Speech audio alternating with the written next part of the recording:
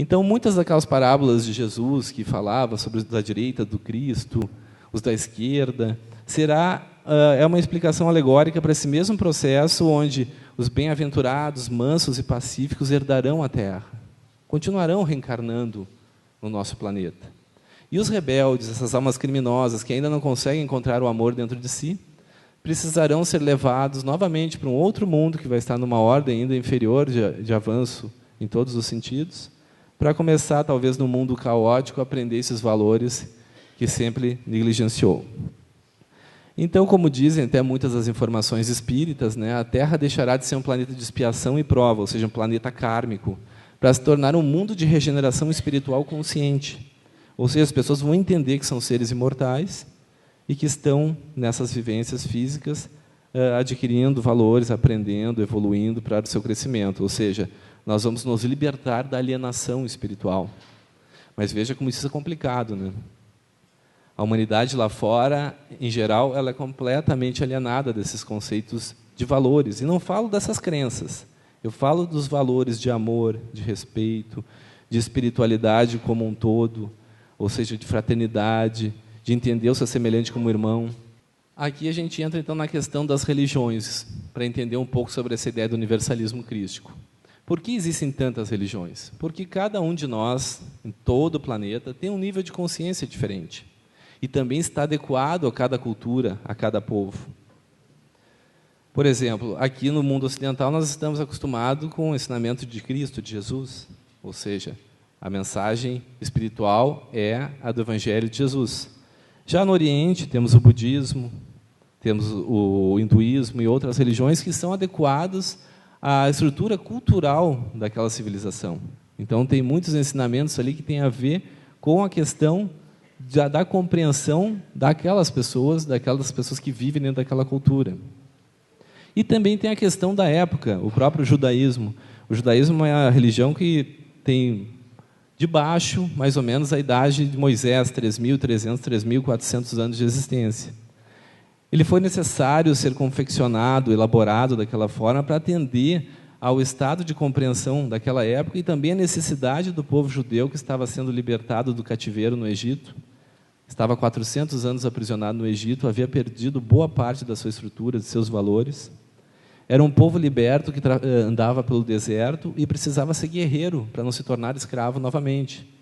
Então, muitos dos ensinamentos que estão na Bíblia mostram um Deus Jeová guerreiro, mas é porque o povo precisava ter aquela fibra para conseguir manter a sua liberdade, então começar o desenvolvimento de sua civilização e de seu povo para se tornar o que é hoje, né, uma grande nação.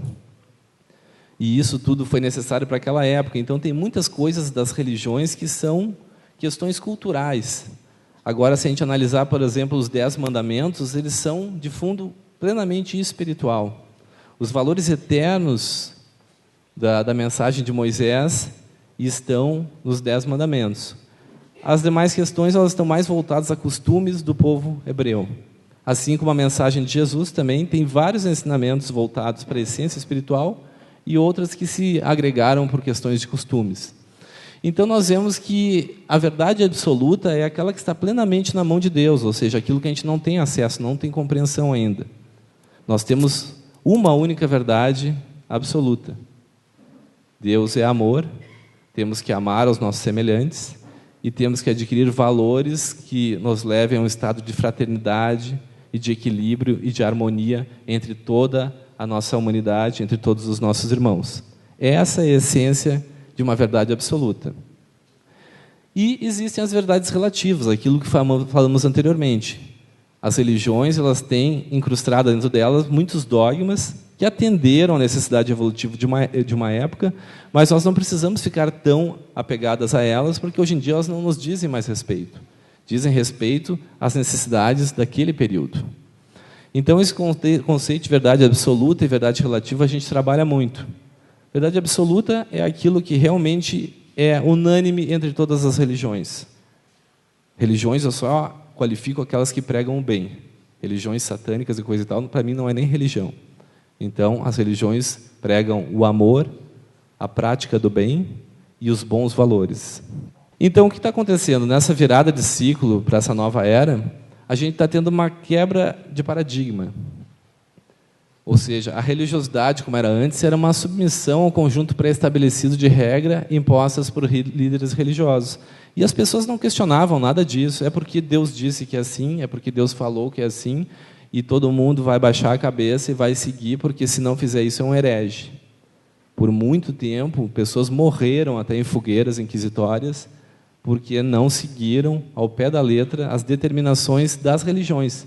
E que muitas vezes não tinha nada a ver com o que o seu Messias, o seu mestre trouxe, o seu avatar, mas sim com interpretações humanas que terminaram distorcendo os ensinamentos desses grandes mestres. E isso ocorre em todas as religiões, no judaísmo, no cristianismo, no islamismo. As mensagens foram distorcidas de acordo com a compreensão ainda imperfeita das humanidades. E a espiritualidade é o que está movendo agora e que é o que nós temos que procurar estimular nas pessoas, que é a busca individual de respostas com o objetivo de obter harmonia, paz e evolução espiritual, ou seja, é o despertar, é desalienar. Ou seja, as pessoas vivem num processo profundo de alienação espiritual, até às vezes seguem algumas religiões, mas não entendem nada daquelas religiões. Seguem como se fosse um ritual mecânico. Na Igreja Católica vão na missa e não entendem nem o significado da Eucaristia. No Templo Espírita vão lá fazer uma desobsessão, mas ficam com a cabeça na novela da Globo.